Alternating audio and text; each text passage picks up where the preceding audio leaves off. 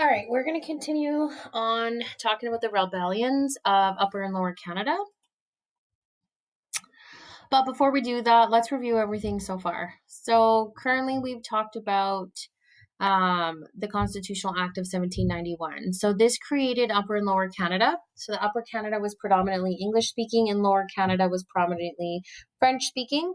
It also gave British North America a representative government.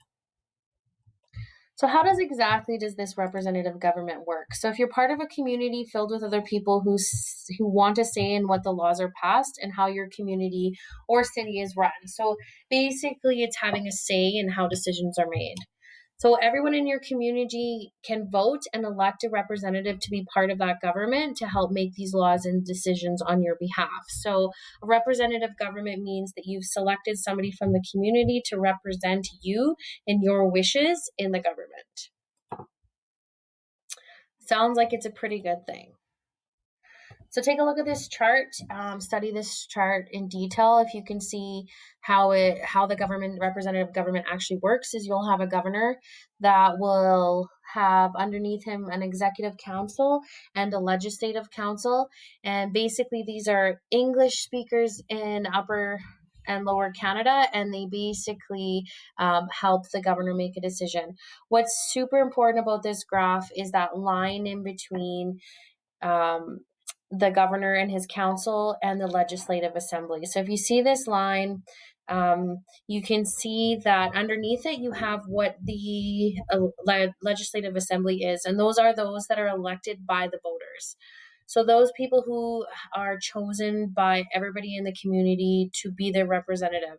Basically, the voters will tell the legislative assembly their wishes, but because that legislative assembly has that blockade between them and the governor, there is really no say. So although this looks like a good way of having a part in the government, in reality, it really gives that governor and his council the ultimate power.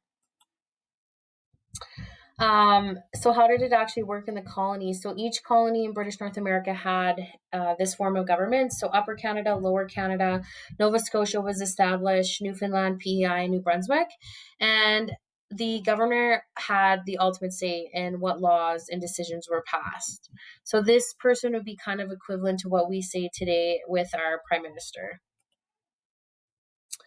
I want you to think about it a little bit harder, but if you looked at the chart again, do you think the governor is more likely to listen to the legislative assembly and the citizen voters? Do you actually think they're going to care? Or what about the executive and legislative council? Who do you think the governor is really going to listen to? So in reality, even though the legislative assembly was elected by its people, it had very to little power. The two councils, so those that were right directly under the governor, were often made up of their friends, people who also spoke English, and they were known as the Chateau Clique in Lower Canada and the Family Compact in Upper Canada. So basically, once again, you see one person kind of being able to make the decisions for everybody.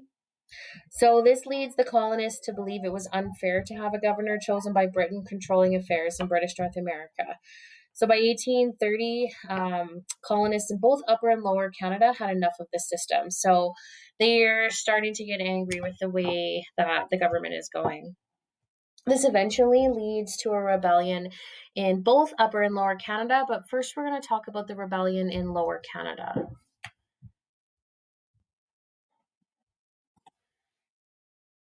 So the rebellion in Lower Canada in 1834, a man named Louis Joseph Papineau led a group of radicals called the Patriots. So I'm sure you heard them in the past, but they presented the Legislative Assembly with 92 resolutions calling for change in the government.